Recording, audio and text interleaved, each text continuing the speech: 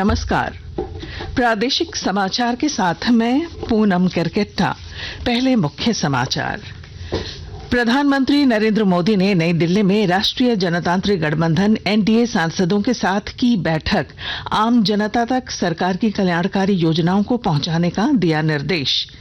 प्रवर्तन निदेशालय ED money laundering के आरोपित प्रेम प्रकाश और विष्णु अग्रवाल से जमीन घोटाला मामले में आज से करेगा पूछताछ। राष्ट्रीय जांच एजेंसी एनआईए ने टेरर फंडिंग मामले में पूछताछ के लिए पटना स्थित बेउर जेल से बंद माओवादी को पूछताछ के लिए लाया रांची। और राज्य में पिछले 24 घंटों में सामान्य से 3 गुना अधिक हुई बारिश। मौसम विभाग के अनुसार आज से वर्षा की रफ्तार में आएगी कमी। कई नदियों का जलस्तर खतरे के निशान से ऊपर। और अब समाचार विस्तार से। प्रधानमंत्री नरेंद्र मोदी ने बुधवार देर शाम नई दिल्ली में उत्तर प्रदेश के काशी, गोरखपुर और अवध क्षेत्र के राष्ट्रीय जनतांत्रिक गठबंधन एनडीए सांसदों के साथ बैठक की। बैठक में गृह मंत्री अमित शाह, रक्षा मंत्री राजनाथ सिंह तथा केंद्रीय मंत्री अनुप्रिया पटेल और महेंद्र नाथ पांडे भी मौजूद रहे। बैठक 2024 में होने वाले लोकसभा चुनाव और उसकी तैयारियों पर केंद्रित रही। यह प्रधानमंत्री मोदी द्वारा राष्ट्रीय जनतांत्रिक गठबंधन एनडीए सांसदों के समूहों के साथ की जाने वाली बैठकों की श्रृंखला का हिस्सा था। बाद में प्रधानमंत्री ने तेलंगाना, आंध्र प्रदेश, तमिलनाडु, कर्नाटक, केरल, पुडुचेरी, लक्षद्वीप और अंडमान निकोबार द्वीप समूह के एनडीए सांसदों से भी मुलाकात की। प्रवर्तन निदेशालय ईडी मनी लॉन्ड्रिंग के आरोपित प्रेम प्रकाश से जमीन घोटाला मामले में आज से 2 दिनों तक पूछताछ करेगा। ये पूछताछ रांची के होटवार स्थित बिरसा मुंडा केंद्रीय कारा में होगी, जहां प्रेम प्रकाश न्यायिक हिरासत में हैं। ईडी कोर्ट ने बुधवार को इसकी इजाजत दे दी। ईडी के विशेष न्यायाधीश की अदालत में ईडी ने आवेदन देकर खनन घोटाले से जुड़े केस में जेल में बंद अभियुक्त प्रेम प्रकाश से पूछताछ की अनुमति मांगी थी। इधर ईडी व्यवसायी विष्णु अग्रवाल से भी अगले 5 दिनों तक पूछताछ करेगी। इससे पहले ईडी के विशेष न्यायाधीश दिनेश राय की अदालत ने विष्णु अग्रवाल को 5 दिनों की ईडी रिमांड पर भेजा था। वित्त मंत्री निर्मला सीतारमण ने कहा है कि कसिनो और ऑनलाइन गेमिंग के अंकित मूल्य पर 28% जीएसटी लगाया जाएगा। जीएसटी परिषद की 51वीं बैठक के बाद कल उन्होंने कहा कि जीएसटी लागू होने के 6 महीने के बाद परिषद इसकी समीक्षा करेगा।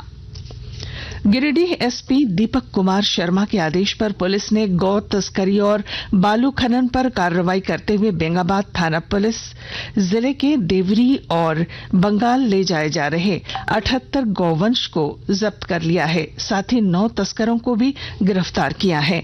पुलिस ने एक अभियान चलाकर बालू लदे 14 ट्रैक्टर और हाईवा जब्त किया है। एसपी दीपक कुमार शर्मा ने कार्य में लापरवाही बरतने के आरोप में सरिया थाना प्रभारी को निलंबित कर दिया है। धनबाद स्थित आईआईटी आईएसएम ने विभिन्न क्षेत्रों में काम कर रहे लोगों के लिए एग्जीक्यूटिव एमबीए कोर्स शुरू करने की घोषणा की है। विस्तृत ब्यौरा दे रहे हैं हमारे संवाददाता।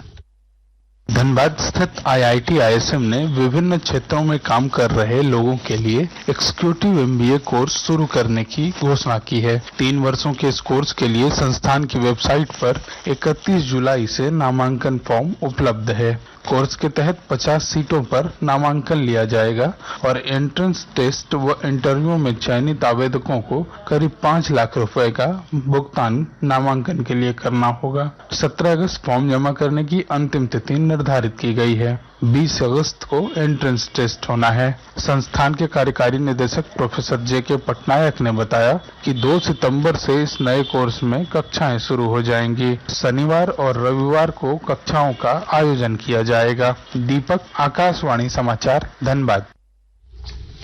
आकाशवाणी के ताजा तरीन समाचारों के लिए आप हमारी वेबसाइट newsonair.com पर लॉग ऑन कर सकते हैं। ताजा समाचार Twitter handle @AIR news alerts और Facebook page all India radio news पर भी उपलब्ध है।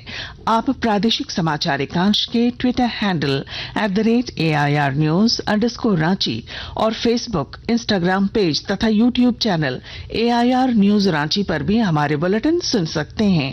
प्रादेशिक समाचार आप आकाशवाणी रांची से सुन रहे हैं। राष्ट्रीय जांच एजेंसी एनआईए ने टेरर फंडिंग मामले में पूछताछ के लिए पटना स्थित बेऊर जेल में बंद माओवादियों की सेंट्रल कमेटी के शीर्ष नेता विजय कुमार आर्य को पूछताछ के लिए रांची लाया है। उसे बुधवार को एनआईए की अदालत में पेश करने के बाद बिरसा मुंडा जेल भेज दिया गया है।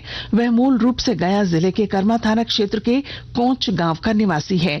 उसे रोहतास के समहोता गांव से गिरफ्तार किया गया था। उसकी गिरफ्तारी के बाद उसके कई ठिकानों पर एनआईए ने छापेमारी की थी। उसकी निशानदेही पर उसके सहयोगी नक्सली को भी गिरफ्तार किया गया था। मिशन इंद्रधनुष 5 को लेकर खूंटी उपायुक्त लोकेश मिश्रा की अध्यक्षता में बैठक कर इस दौरान मिशन के तहत नियमित टीकाकरण को लेकर विचार विमर्श किया गया। बैठक में बताया गया कि जिले में सघन मिशन इंद्रधनुष एमआई के तहत नियमित टीकाकरण अभियान की शुरुआत की जानी है। इस अभियान की सफलता को लेकर विभागीय स्तर से जरूरी तैयारियां की जा रही हैं। बैठक में विशेष रूप से जिला परिषद अध्यक्ष मसीह गुड़िया शामिल हुए।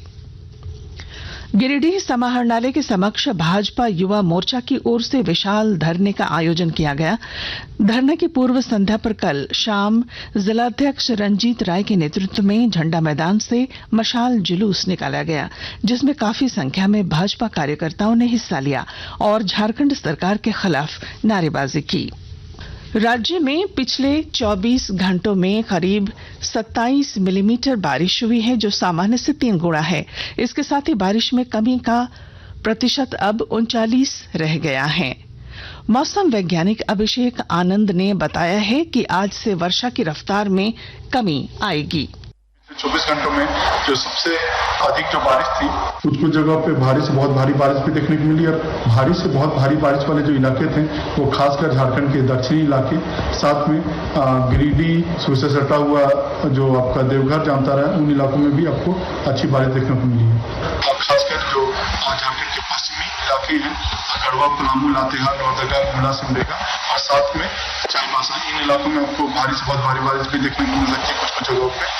और साथ में इससे सटे हुए जो मध्य के इलाके हैं, कोटी, रांची, रामगढ़, बोकारो और हजारीबाग और जो उत्तरी से जो सटे हुए इलाके हैं, चतरा, हजारीबाग, पटना, इन जगहों पे कुछ जगहों पे आपको भारी बारिश भी देखने को मिल सकती है।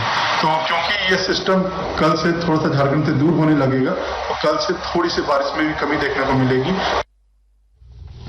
राज्यसभा ने वन संरक्षण संशोधन विधेयक 2023 पारित कर दिया है। लोकसभा इसे पहले ही स्वीकृति दे चुकी है। इस विधेयक में वन संरक्षण अधिनियम 1980 में संशोधन कर इसे कुछ विशेष प्रकार की भूमि पर लागू करने का प्रावधान है। विधेयक कुछ प्रकार की भूमि को अधिनियम के दायरे से छूट भी देता है। और अब अखबारों की सुर्खियां। रांची से प्रकाशित अधिकांश अखबारों ने आज व्यवसायी विष्णु अग्रवाल से ईडी की पूछताछ की खबर को प्रमुखता से प्रकाशित किया है। इसके अलावा प्रभात खबर और हिंदुस्तान ने लिखा है, विष्णु अग्रवाल आज से 5 दिनों तक ईडी की रिमांड पर होगी पूछताछ। दैनिक भास्कर ने राज्य में 1 अगस्त से हो रही बारिश की खबर को अपने पहले पन्ने पर जगह दी है। दैनिक जागरण ने विधानसभा में विधायक ढुल्लू महतो और सुदिव्य के बीच हुए विवाद को अपने अखबार की सुर्खी बनाई है। वहीं हिंदी दैनिक आजाद सिपाही ने मणिपुर मामले में राष्ट्रपति से विपक्ष की मुलाकात की खबर को प्रमुखता से लिया है।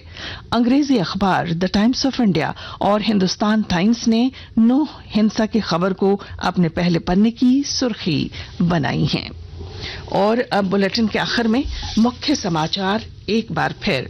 प्रधानमंत्री नरेंद्र मोदी ने नई दिल्ली में राष्ट्रीय जनतांत्रिक गठबंधन एनडीए सांसदों के साथ की बैठक।